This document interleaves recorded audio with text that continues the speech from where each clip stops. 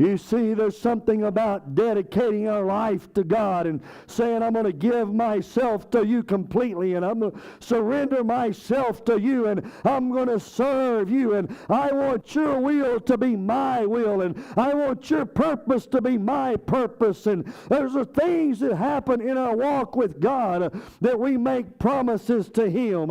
And I tell you today, if you're a parent, when you come and you bring your child before the church, and we dedicate that child to God.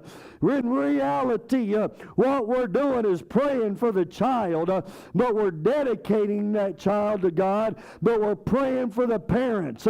You're making the promise.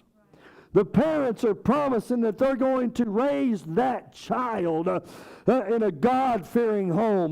They're going to raise that child to know who Jesus is, and they're going to raise them up in the house of God, and they're going to be familiar with the presence of God. And you know, the talk of holy things isn't going to be foreign. They're going to love God, and they're going to show those children how to love God and how to worship God and how to live for God. And they're going to be an example for those children. You see, that's another time that we make promises to God. And we do that when we dedicate our children. We did that. I do not believe in infant baptism. I don't believe that is biblical, scriptural. I don't believe it's true. And if you want to have a Bible study and talk about it, I don't mind visiting with you. I ain't going to argue with you, and I'm not going to have rift with you over it. But I truly believe the Bible doesn't give that prerogative to us. Baptism is something that is a commitment from one person unto Him. That is a personal child. A little baby doesn't have that option.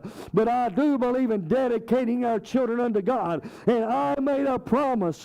And do you know, when I made the promise that I was going to show my children what living for God was all about, and I am still to this day doing that. Just because they growed up and moved out of the house, they got families of their own, that doesn't remove me from the promise that I made God when I dedicated my children. I'm telling you today, I truly believe I will be setting example for my children till the day I die.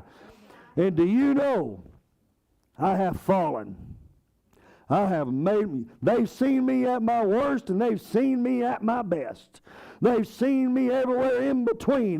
But I can promise you one thing that they have seen is that when I have fallen, I have risen. I haven't stayed down in the pit. I haven't stayed down in a place where Satan wants to keep me. I made a choice.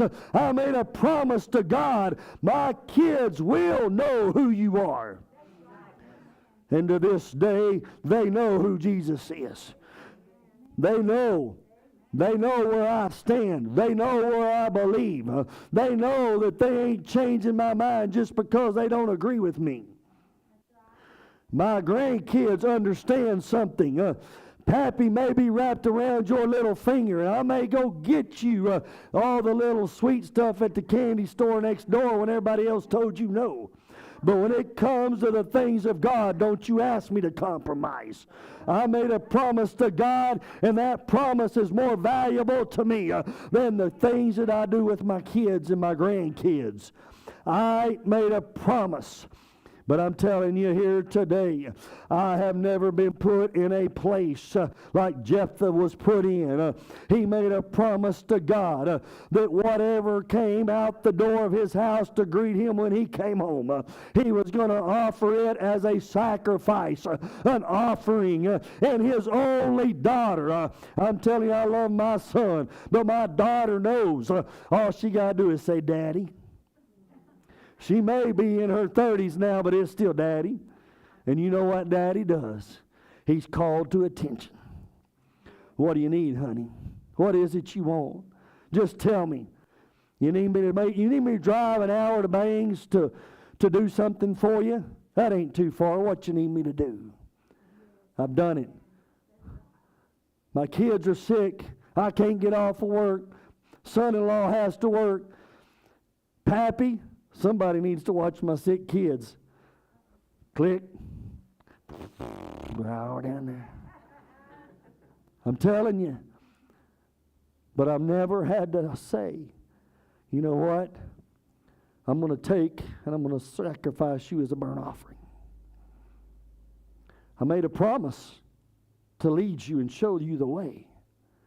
I promised God that, but I never promised God that I was going to do like Abraham and go sacrifice you in the mountain. I'm telling you today, that's a promise that would be hard to keep for any parent. Ask yourself the question, is your conviction so strong when you make God a promise, you're going to do it whatever it takes?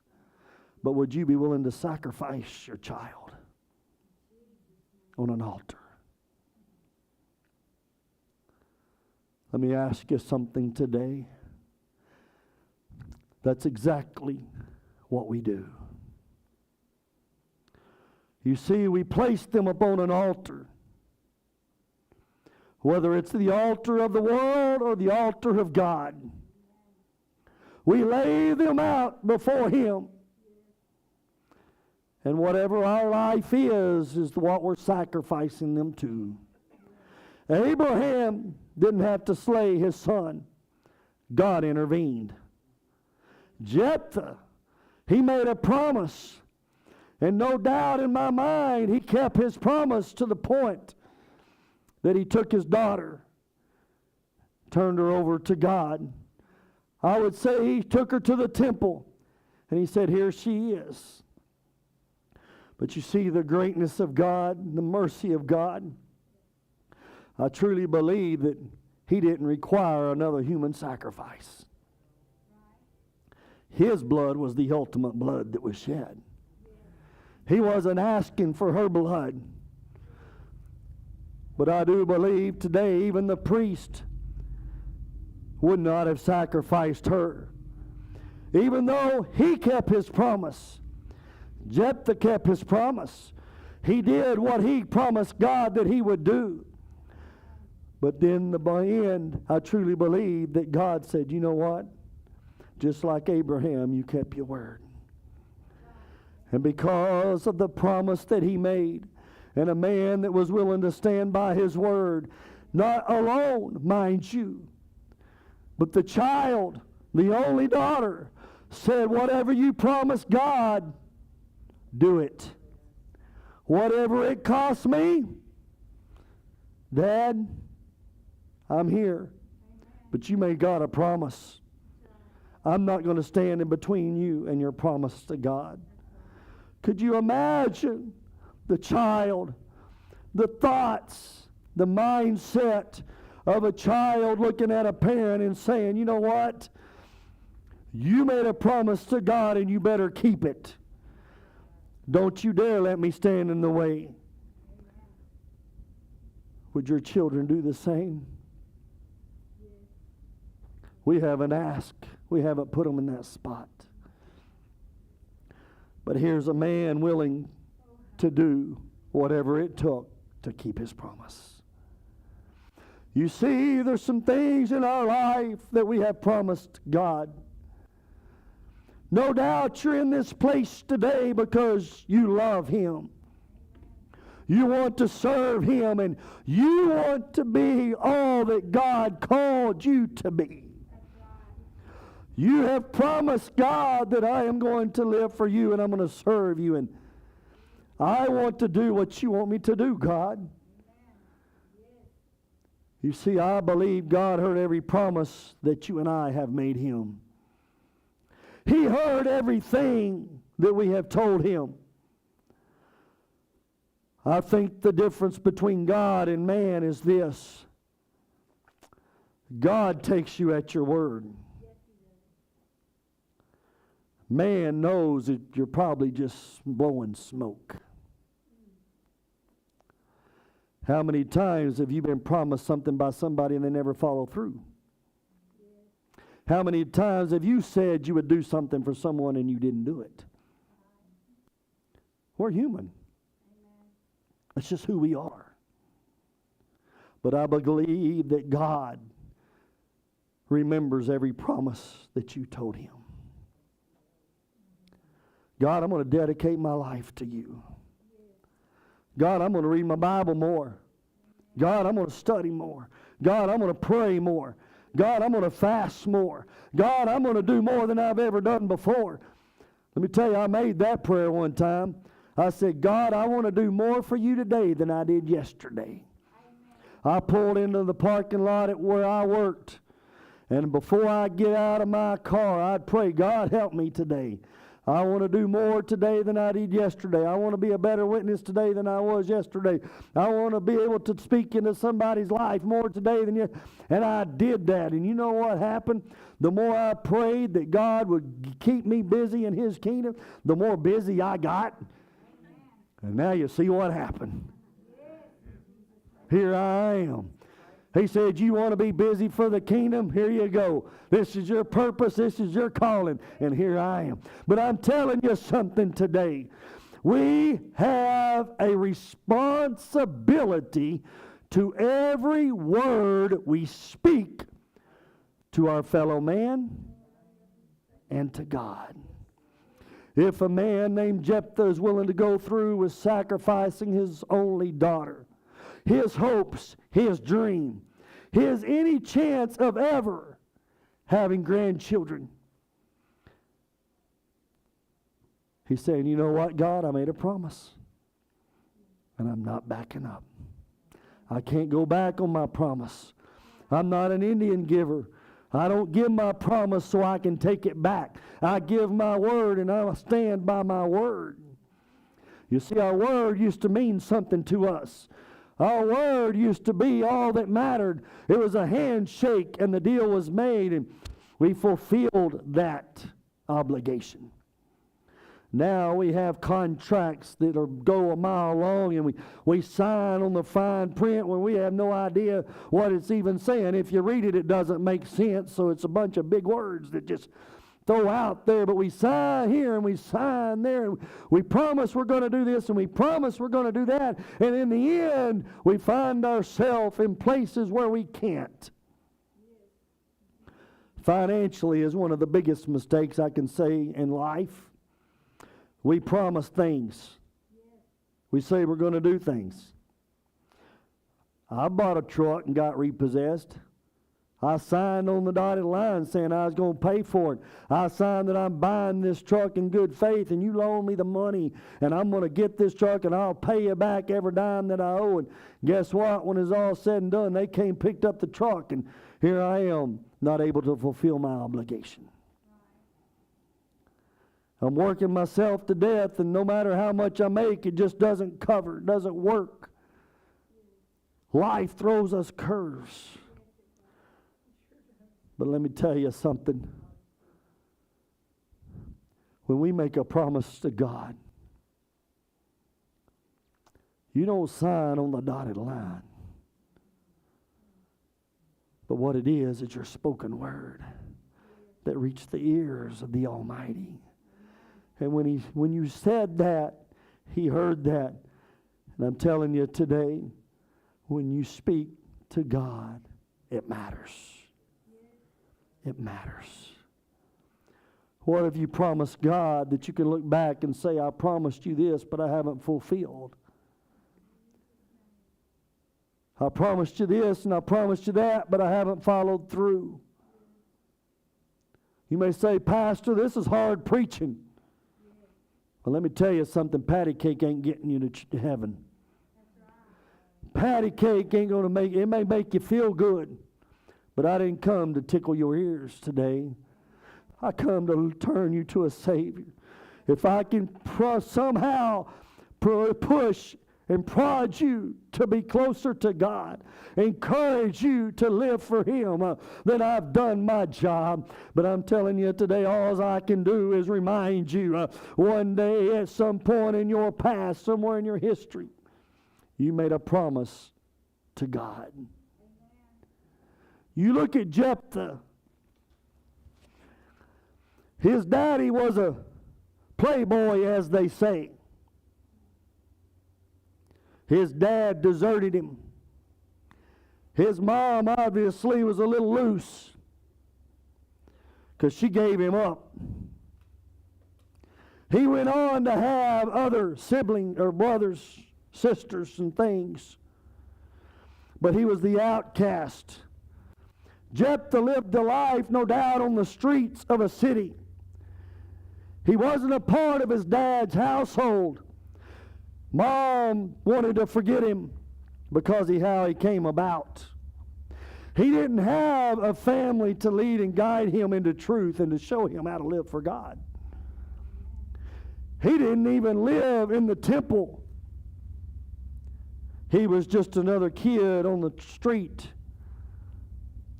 that everybody looked at. You find, though, in his life, somewhere along the way, you keep reading his story and you find that vain men were drawn to him. Everywhere you look at vain men attaching themselves to someone, it's destruction that follows. But somewhere was this child, this kid, this no account that everybody looked at as just a worthless. He was just garbage to community because he didn't have value. He didn't have a heritage to pass down, and he was just another kid that they were having to take care of and feed him the scraps. And these men attached themselves to him, and in the midst of all of that time frame, though he made up in his mind he was going to rise above his raising. He was going to rise above where he came from, what his beginning was.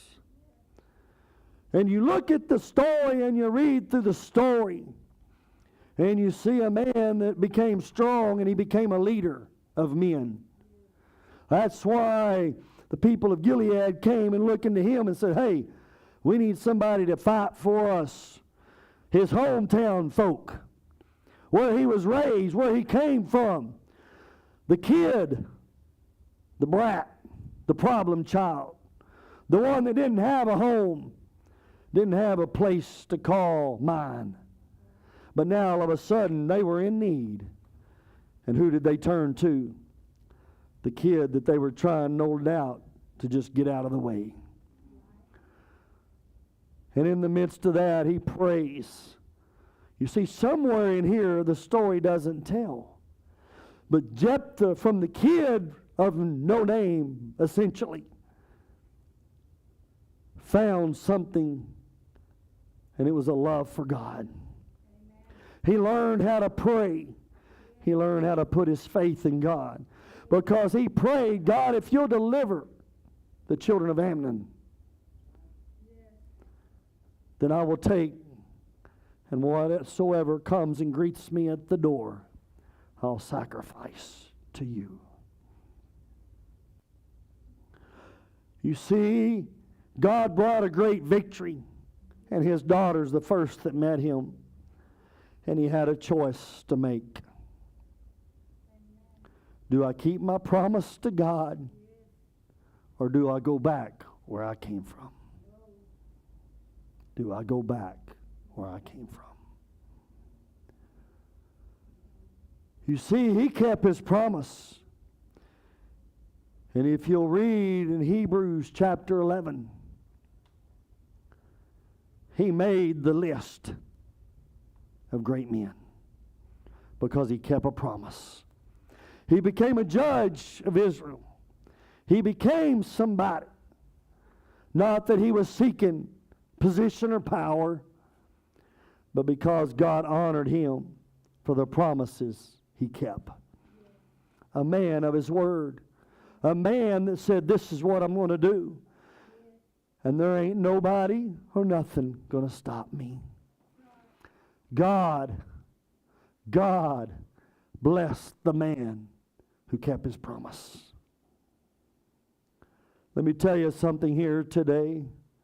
If you'll keep your promise to God, no doubt you'll be blessed. If you'll just keep your word, you'll be blessed. God will pour blessings upon you that you cannot contain. I'm not talking about bankfuls of money. I'm not talking about assets out the wazoo. What I am talking about is spiritual blessing that'll be on your life. And when God blesses a life, there's so many things that come along with that that don't add up to cash. But let me tell you something today. You don't need prestige, and you don't need power, and you don't need to be elevated up into lofty positions. But what you need to do today is be a man of your word. Keep your promise. If you give it, keep it. If you say it, do it. Do you know one of the greatest lies that I think I've ever heard is when you tell your kids, if you do it again, I'm going to get you. And then you count 1, 2, 2 and a quarter, 2 and a half, 2 and 3/4, 3, and then it's like, all right, now I got to 3, and then all of a sudden the kid's like, okay, now I'll go do it. I'm telling you, parents, do you know what you just did? You lied to your children. Everybody in here today ain't got kids. We've all grown past that stage. Poor old Brianna's the youngest one here, and yeah, she's definitely a kid. But let me tell you something today. The parents know you lied. Kids know you lied. And what do? You better not lie to me. You better not lie to me. You tell me the truth right now. You hypocrite. That's what you are. But let me tell you something. You made a promise to God. Don't go back on your word. If you may have fell, but you better get back up. You may have let it slide, but it's time to get a hold of it, because I believe a promise to God isn't with an expiration date. A promise to God will go with you to eternity. It's not a contract that's fulfilled after 5 years, 60 months, or now 84 months, or however many they can get you for. It's a promise to God, doesn't have the expiration date. You see, God knows your promises. God knows your word. But if you'll keep your word and say, you know what, I cannot go back, God. I promised you I was going to live for you. Do you know if you'll keep that one promise, offense will not run you out of the church? Church hurt will not run you out of the church. You see what happens when you keep your word? You tell God, I don't care what somebody does to me. I know it ain't you. I'm going to live for you regardless. Do you know that nothing can separate you from the love of God? But you know what can happen? You can walk away. You can walk away. Do you want to be looked at today as the coward? The man who can't keep his word? Spaghetti for a spine? Soon as all of a sudden something come up against his promise, he caved, and no longer is that promise valid because it's all right, God understands. Do you know you still made a promise to God? You still made a promise to God. I know what it's like. I ain't preaching as if this is not life to me too. I ain't no different. I've made promises and I've failed. I've made promises and I've had to ask God to forgive me. Because you know what I did when I made a promise and I didn't keep it? I lied to God. Plain talk is what this is. It's simple. It's not complicated. Have you ever lied to God before?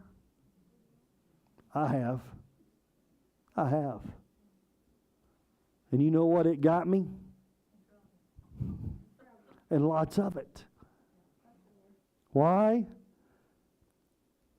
Because how can God bless me if I can't even keep my own word? How can God bless me if I go back on my word on Him? You know what happens when I do that? I'm pushing Him away. I'm pushing Him away. I'm saying no more, no. I've got to learn. My words matter. My words matter. It's not just stuff to throw out there. It's not just a great Holy Ghost filled service was everybody shouting, dancing before the Lord, and the power of God's moving, and you promise God that, oh God, when I come back Wednesday, I'm going to still be on fire for you. And you walk back Wednesday and you're not. Let me tell you something. You made that promise on Sunday. You better make sure that when you walk in Wednesday, you still got the same power of God in you today that you had then. I'm telling you, we have to learn to keep our word and our promises to God. You see, the other thing that we need to learn to do is repent. It's all right to fall, but you better fall on your face before God while you're down there and ask God to forgive me. I promised you. We go into camp meeting. Camp meeting atmosphere, we tend to make a lot of emotional decisions in the midst of the fire. I've seen it in North American youth congresses, holiday youth conventions, and youth groups everywhere. They promise that they're going to be the greatest soul winner that church ever had. It's a scene when they get back home, and they get back home and never invite one person to church. Let me tell you, it's time we quit making frivolous promises to God and just start being serious about this thing. God, if I made you a promise, I'm going to keep it. If I said it, I'm going to do it. I'm not backing up. I don't care if my spouse don't like it. God, I promised you this, and I'm going to do this. If she don't like it, God, I'll let you take care of her. I'm going to pray that you work it all out, because I don't like knots on my head. But I'm going to keep my promise. I'm going to keep my promise. And if she makes a promise to God, and I try to stand in her way, I pray to God that He smacks me upside the head. Says, you know what, buddy? She promised me this, and she's keeping her word. You better back off. That's a woman of God. That's standing strong. She's standing in the faith. She's doing what she said, and it's time for you to back. She's my child. You see, it needs to work like that. We've got to be people of the Word. You see, I say people of the Word. Here's the Word. But we better be people of our Word. Our Word. I'm telling you today, this is one of the greatest lives you can live. It is the life of faithful, committed, promises kept to God. There's no greater life. There's no greater life. You know, one of the things that we all need to promise God and we need to keep, and I'm sure we have, even though maybe at times we've fallen back, but I believe we're coming back. We may have fallen back, but we're coming back. You see, we made a mistake, but we're moving forward. We talked to God about it, and guess what? God says, you know, I see how sincere your heart is. I understand you made a mistake, and you've acknowledged that, and you've asked me to forgive you, and guess what? I've forgiven you. Now it's time for you to keep moving forward. Just keep moving forward. I haven't went nowhere. I'm still here is what God's saying. Matter of fact, if you'll take a couple of steps and you'll reach out, guess what? I'll grab your hand and I'll pull you in. I'll wrap my arms of love around you. The presence of God will surround you. I'm telling you, God is doing that for you. Every one of us today, you've made a promise. Have you kept it? Only you know. I don't have to know. But I'm telling you something. When you keep your promises to God, blessings will flow. Blessings will flow.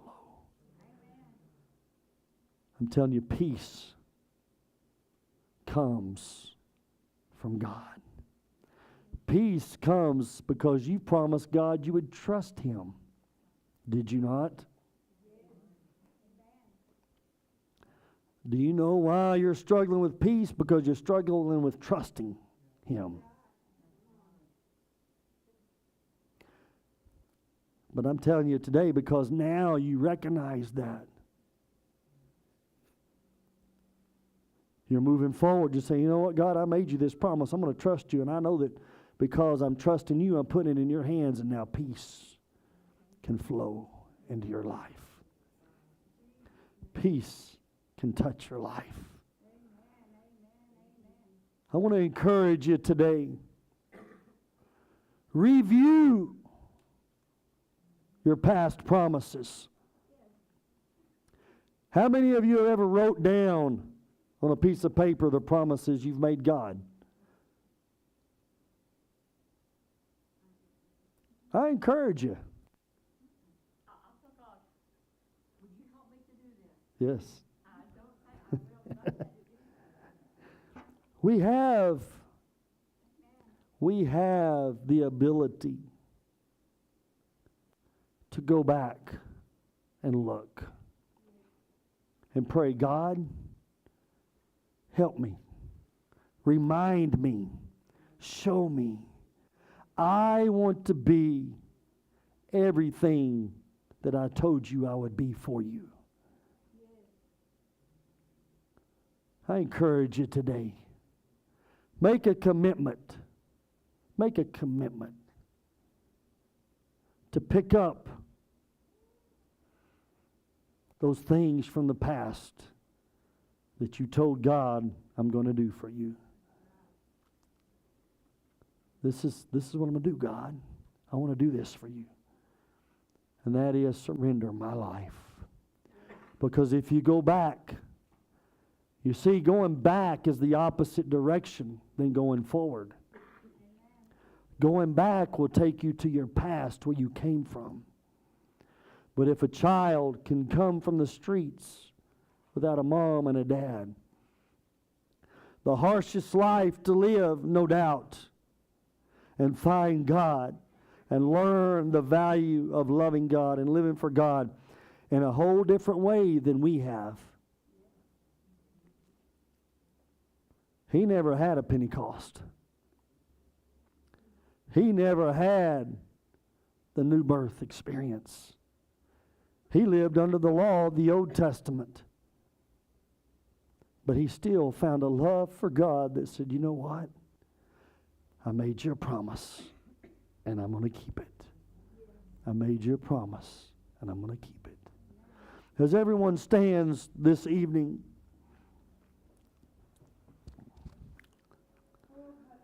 I want to encourage you to the best of my ability.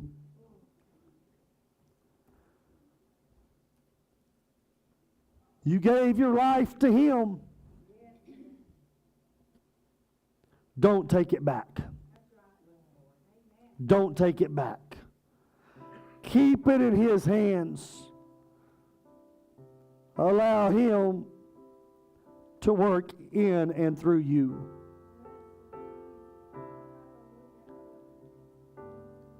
You know, most of the time it's not a good idea to be so stubborn. But when it comes to your walk with God, you better get stubborn. I don't care who you are. You're not taking my walk with God. I don't care what you come after, but it ain't my walk with God you're getting. If you come after my walk with God, you might as well go the other way, Satan. I'm living for God. I'm going to follow after Him. My plan is to do His plan. And whatever that is, sometimes I don't know until it happens. One step at a time. One step at a time. God, you direct me. You lead me. You guide me. I want us to all take a moment and just close our eyes here today. I want us to evaluate some things. I want you to think about this. When you say, God, I told you I was going to give you my life. Do you know when you talk to God and you tell Him something like that, you don't have to put "I promise" on the back end for it to be your word. Our promise is what we tell somebody to make them believe that we're going to do it. But God just heard the word you said when you said, God, I'm going to give you my life. Your will to replace my will and your purpose to replace my purpose. God, I'm surrendering it to you. That's your word to God, and He heard it all. Don't walk out the doors and turn your back on God. Don't forget the words that you spoke in prayer, because God hears all and He sees all.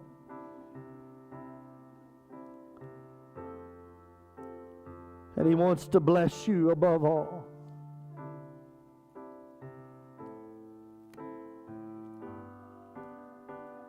God made you a lot of promises. You go through the book, He promised you healing. He promised you blessings, joy and peace in the Holy Ghost. He's never once went back on His word. He's never failed, and He's never faltered. He's never quit, and He's never gave up on you. No matter your faults and failures, and no matter how many times you made Him a promise but you couldn't keep it, He still loves you anyway. You see, the greatest thing about God that I have found to work in my life is the ability to renew, to restore, and to draw closer to Him. That's what we need to do today. God, restore me and renew me. Cleanse me and touch me. And God, I want you to reach down and touch my life and help me everywhere that I have failed you and I have fallen and I haven't held up my end of the bargain. God, I need that in my life. I need you to cleanse me once more and give me a fresh start. Help me. Go with me. Carry me. Help me where I am weak and give me strength. God, I want to be strong in you. God, help me where I have lost faith. God, I want to have faith. I want to trust you and go after you. God, I want to be a servant. I want to do your will. You call me to be a witness. I want to be a witness. You call me to be an example, and I want to be an example. God, I want to do your will and your purpose in my life. My will and my purpose has got me nowhere. But your will and my purpose, that's what I want to do. When I say I love you, I truly love you. When I say I love you, as the scripture says, then I obey you. I follow your commandments.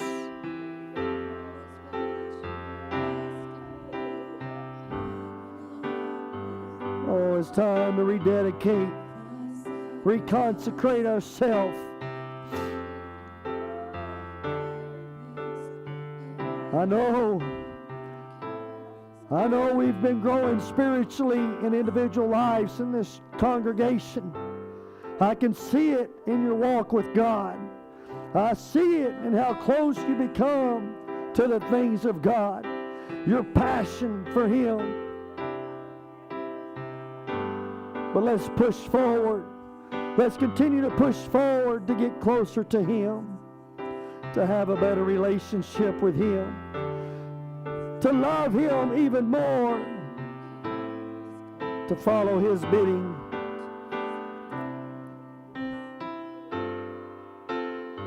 God, I know I told you that I wanted to live for you, but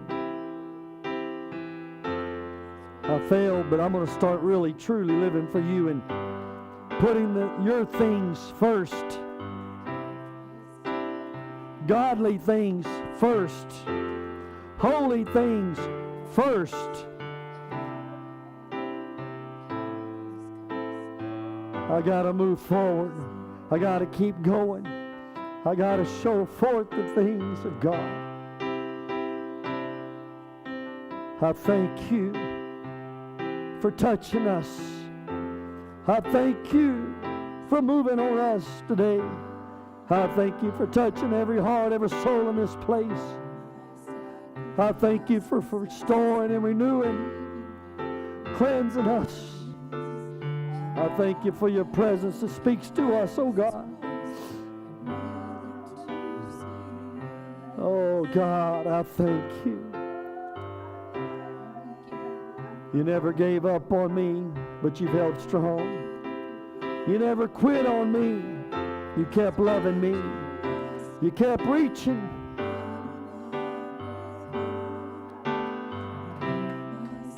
You kept making a way where there seemeth no way.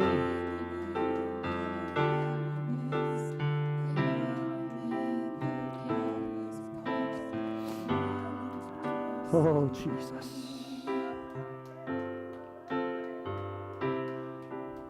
Lord, if you know this song, sing it with them as they sing.